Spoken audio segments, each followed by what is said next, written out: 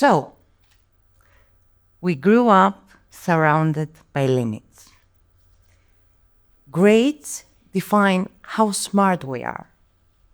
Titles define how successful we are. And sometimes our own voice in our head defines the biggest limits. My childhood was full of transitions. And of course, I wasn't the only one. But I was born in Georgia, then went to Greece. Then when I was 5 years old, back to Georgia to go to school. Then I stayed there for like 2 years, then back to school in Greece to continue the school. And of course, I skipped 3 grades within 1 year because I should fit in and catch up. I was told when I was 8 years old that you should already be in the 4th grade. You're 8 years old.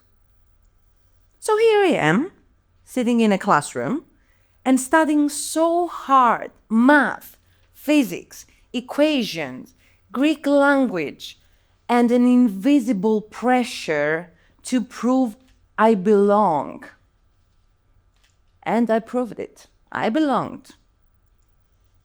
Back then, success meant 3 things for me: working harder, performing better, and overcoming every limit others said to me. But over time, I realized something profound: that the biggest limits aren't outside of us.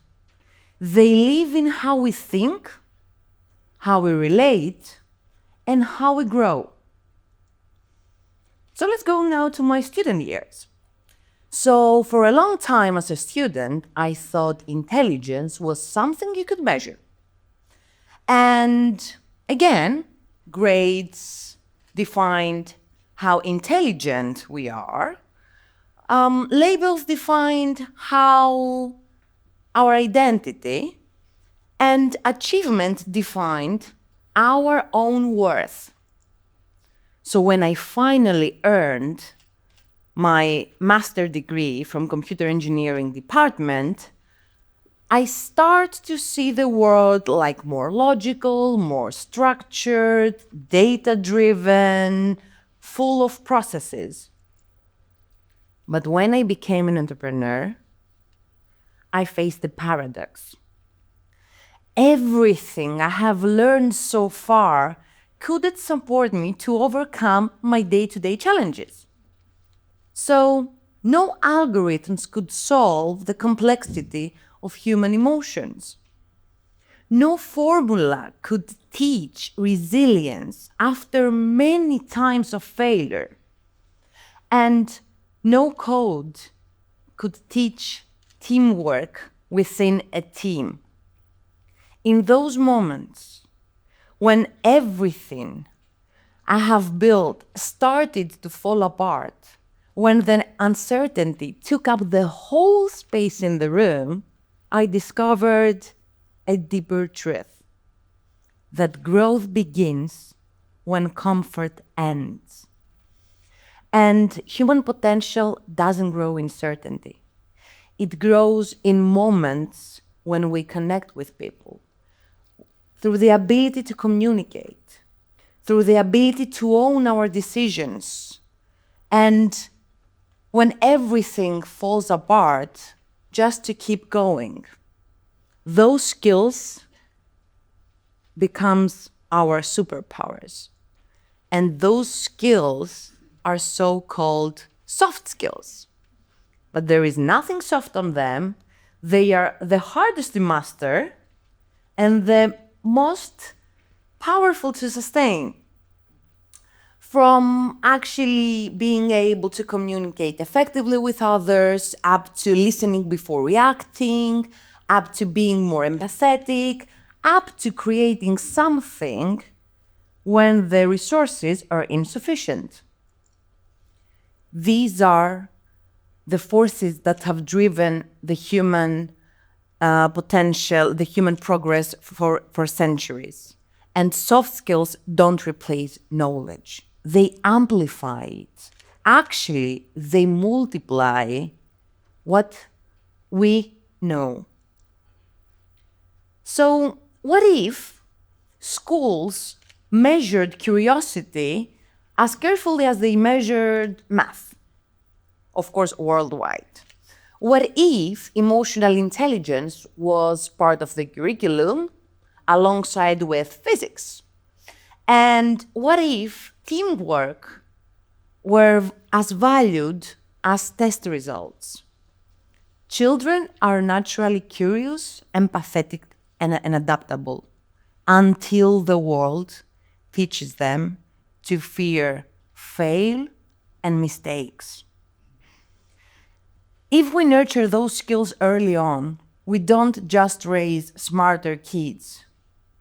We raise humans who thrive in uncertainty.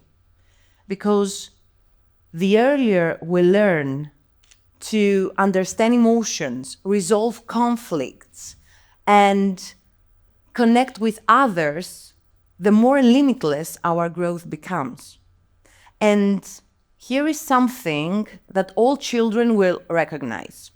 92% of children say being creative increased their confidence. And this study was among children 6 to 12 years old. So now I want your support here. How many of you believe that soft skills can be taught by listening or by reading? Please raise your hands. Thank you. How many of you believe that soft skills can be taught by doing, through experiences, by practicing? Thank you. So practice beats theory. Soft skills aren't learned by listening. They are learned by living. For example, when a child shares after a conflict, this is empathy, and this is a soft skill. When a teenager speaks up despite the fear, this is the soft skill of confidence. And when a founder keeps going after hundreds of no's, this is resilience. And of course, it's soft skill. These examples are the real classroom of growth. Every obstacle is training. Every failure is a chance to expand your limits. And entrepreneurship especially is a daily exercise in redefining our limits. You think you can't handle more, and you always do. You fall.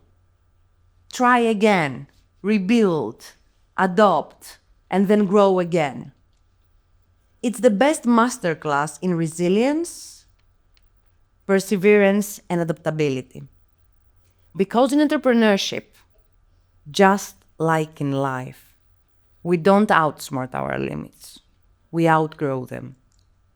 And we often think limits are there to stop us.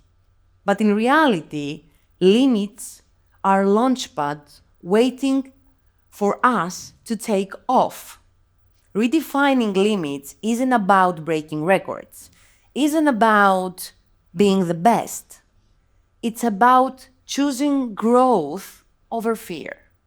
It's about choosing curiosity over comfort. It's about choosing humanity over perfection. Because redefining your limits means realizing who you are today is just a starting point. And who you will become, it depends on one thing: your willingness to learn, to connect, and keep going. And if we start cultivating these skills and traits in our children, in our classrooms, in our workplaces, we don't just raise smarter generations. We raise kids that are braver, kinder, better humans. So if you take one idea from me today, let it be that limits don't stop us. They shape us. Every mistake we made, every fail we have in our life, every question we ask, it expands our human potential. Redefining limits is not about being more or doing, it's not about doing more. Redefining your limits, it's about becoming more. More curious, more adaptable, more compassionate. And if I could go back like 25 years and I have the ability to whisper one thing to little Anna, it will be one quote from Albert Einstein, that once we accept our limits, we go beyond them. Thank you.